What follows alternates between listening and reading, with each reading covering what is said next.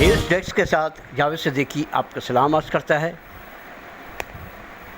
سب سے پہلے اپنے عنوان کو شروع کرنے سے پہلے میں اپنے ان ناظرین کے لیے یہی بات کہوں گا کہ وہ سب سے پہلے سبسکرائب کیجئے، لائک کیجئے اور گھنٹی کے بٹن کو ضرور پریس کر لیجئے۔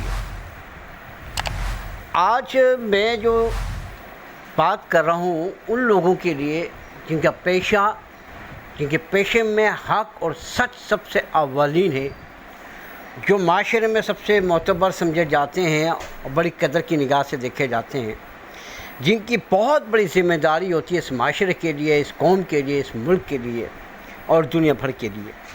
وہ پیشہ ہے صحافت کا۔ صحافت کے پیشے سے جڑے ہوئے لوگوں کی ایک فلاحی تنظیم بھی ہوتی ہے جو ان کے مسئلے مسائل سنتی ہے، اسے یونین کہتے ہیں، اور کلب بھی ہوتے ہیں جو ان کو یکجا بیٹھ کر ایک جگہ باہمی مشاورت کے لیے وہ کلب تیار کیے جاتے ہیں جس میں ان کے مسائل آپس میں شیئر کیے جاتے ہیں۔ لیکن افسوس سے یہ بات کہنی پڑتی ہے کہ کراچی سے لے کر کشمیر تک ہمارے یونینز ہوں یا کلب ہوں، انہوں نے مایوسی کیا ہے۔ جناب مشرف نے ایک روزگار کا ایک معاملہ بڑھایا تھا الیکٹرانک میڈیا لا کے، لیکن افسوس ان کے جانے کے بعد یہ جو ادارہ ہے پیمرا، یہ خاکستر ہو کے رہ گیا اور سیاسی پنجوں میں گرفتار ہے یہ، جبکہ جسے یہ آمری دور کہتے ہیں وہ اس میں یہ آزاد تھا۔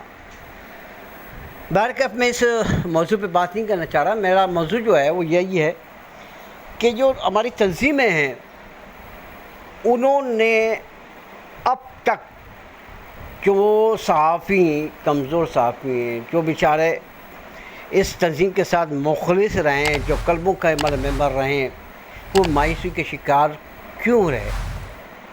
اس کے ذمہ دار براہ راست کے یو جی ایس ہوئے ہیں اور کلبس ہیں۔ اور ایک خوشی کی بات اور ایک خوشی کا عمل یہ دیکھا گیا ہے کہ جہاں ایک طرف اتنی بڑی پاکستان کی پھیلے ہوئے مختلف شہروں میں جب میرا جانا ہوا اور وہاں کے کلبوں کو دیکھنا ہوا، وہاں کے تنظیموں کو دیکھا، تو مجھے بھی واقعی مایوسی ہوئی ہے بہت زیادہ کہ اتنے ہزاروں لوگ نکالے گئے۔ کسی نے آواز کی بات نہیں کروں گا، میں بیانات کی بات نہیں کروں گا، جھنڈے ہلانے کی بات نہیں کروں گا۔ پڑھے لکھے صحافی ہوتے ہیں، ان کا کام ہے قانونی طور پر کارروائی کریں اور اخلاقی طور پر مظاہرہ کریں۔ اخلاقی طور پر مظاہرہ یہ تھا کہ اگر ایک بندہ بھی وہ اگر ملکہ نکالتے تو یہ سب بائیکاٹ کرتے۔ ایک کلرک، چھوٹے چھوٹے کلرک جو ہوتے ہیں وہ اپنے حقوق کے لیے قلم چھوڑ ہڑتال کر لیتے ہیں، وہ تو کام پہ نہیں جاتے ہیں، ان کے پھر مسائل سنے جاتے ہیں، ان کی بات سنی جاتی ہے۔ ہماری یہ یو جی ایس تھی، ہمارے جو کلب تھے، انہوں نے ایسا کیوں نہیں کیا؟ لوگ نکلتے گئے، لوگوں کا معاشی قتل ہوتا چلا گیا، سوائے 4 لوگ بٹھا کے اور اس کے بعد نعرے بازی کر کے۔ کیا یہی اسی لیے یو جی ایس بنائی گئی ہیں؟ کیا اسی لیے کلبس ہوتے ہیں؟ اور ہاں، ان کے مزے کی بات تو یہ ہے کہ ان کے عہدیداروں پر کوئی اثر نہیں ہوا، وہ ماشاءاللہ آج بھی عہدوں پہ۔ میں ایک چھوٹی سی بات کرتا ہوں، میں بھی تھا نا، میرے ساتھ بھی وہاں پہ اسی میرے ادارے میں تنظیمی لوگ تھے، انہوں نے ریئیکٹ کیوں نہیں کیا؟ انہوں نے احتجاج کیوں نہیں کیا؟ جبکہ میں بھی سرگرم تنظیم کا کارکن رہا ہوں اور کارکن ہوں اور رہوں گا۔ لیکن افسوس اس بات کا، اتنی بحثی اور اتنی کیا کہوں کہ مفاد پرستی اچھی نہیں ہے کہ آپ ان کے افسروں کے تلوے اٹھا رہے ہو، ان افسروں کے آگے خاموش ہو۔ پھر ایسی لیڈرشپ کے فائدے کیا؟ نہیں کر سکتے تو آپ استعفیٰ دے دیں، نہیں چلا سکتی تو۔ اگر آپ لوگوں میں ذرا سی بھی شرم ہے، حیا ہے، تو آپ اس بات پر سنجیدگی سوچیں۔ چاہے سپریم کورٹ میں، چاہے ان کا گریبان پکڑیں، آپ سب ایک ہوں گے تو کسی کی مائی کے باپ میں طاقت نہیں ہے مالکان کی کہ وہ کچھ کر سکیں، وہ کیونکہ آپ مین پاور ہیں۔ جب آپ ان کے تھلے پڑ جائیں گے، افسروں کے ہاں میں ہاں ملائیں گے، تو آپ صحافیوں کے قاتل ہوں گے، ان کے معاشی قاتل ہوں گے. آپ کو پتہ ہے کہ کس طریقے سے زندگی گزار رہے ہیں جو لوگ بے روزگار صحافی ہیں. لیکن خدا کی قسم میں سلام عرض کرتا ہوں، وہ کسی تنظیم میں ہی نہیں ہے. وہ لوگ اپنے تئیں کوشش کر رہے ہیں، اپنی جانوں پر ہتھیلی رکھ کر. ان میں ایک بڑا نام عمران جونیئر کا ہے، جو اپنے بلاگ سے چھپے ہوئی حقائق کو عیاں کر رہا ہے، میڈیا کے اندر چھپے ہوئے کالے چہروں کو عیاں کر رہا ہے. میں سلام عرض کرتا ہوں، اگر دیکھنا ہے تو اس کو دیکھیں. عمران جونیئر نے جس طریقے سے کام کر رہا ہے، یہ اسے جتنا بھی سلام کیا جائے کم ہے. یہ ہوتی ہے لیڈرشپ. اس کو لیڈرشپ کی یا پلیٹ فارم کی یا اس کی لالچ نہیں ہے، وہ خالصتاً اللہ کی رضا کے لیے کر رہا ہے. پھر میں نے دوسرا نام دیکھا، ایمرا کے لوگوں نے کام کیا. اس کے چیئرمین ہیں یا صدر ہیں ملک آصف جٹ صاحب. انہوں نے لاہور سے بیٹھ کے کراچی سے رابطہ کیا، کراچی والوں کا حال دیکھا، ان کی مدد بھی کی. اور انہوں نے یہی بات کہی کہ ہم ان معاملات کو کورٹ تک لے کے جائیں گے.